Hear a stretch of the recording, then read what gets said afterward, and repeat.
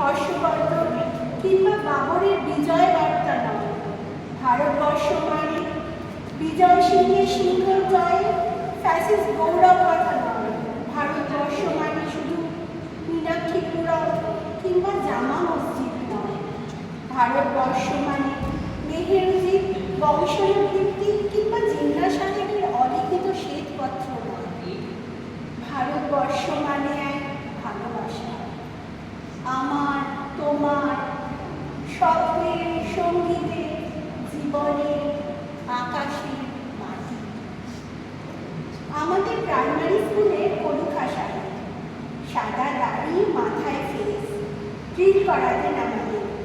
ডান বাম, ডান বাম সস্নেহে সতর্ক করতে, বাবা সাগর পার হাত মিলিয়ে মিলিয়ে ফেলো, মিলিয়ে মিলিয়ে ফেলো।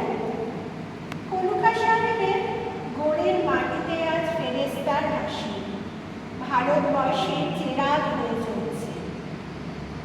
বদ্রুমিয়ার হাতের কর্মীকে শিব মন্দিরের গায়ে কত ফুল কাটা, আর তার জোগাড়ে হয়ে মশলা মাংসে বিশাল দাম।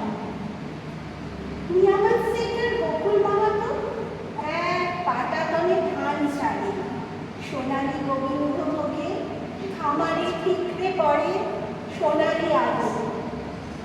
পদমজি দাঁড় টানত যুবতী গঙ্গা, বৈঠা ধরত হসিনুর মাঝি। সামনে চলো মাঝি, সামুতে কাঁচা কাকির গাঁও, চোরা বালির চর আর ঘূর্ণি জলার ঘাট, সামনে চলো। আমার ভারতবর্ষে কোনো গেরুয়ার রাজনীতিবিদ কিংবা ইমামের নির্দেশিকা নেই। এখানে কোনো সংহিতা হাদিস ছাড়াই কোজাগরি চাঁদে অকৃপণ আলো পড়ে ঈদগার উপর, আর রামজানি চা তুলসী মঞ্চের গায়ে পূর্ণ আলো দেয়। আমার ভারতবর্ষ মানে রবি ঠাকুরের মধ্যে নজরুল।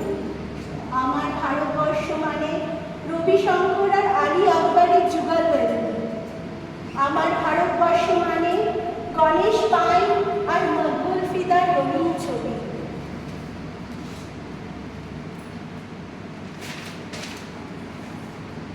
আমার ভারতবর্ষ মানে মুস্তাফার প্রবন্ধ আর লালন ফকিরের গান।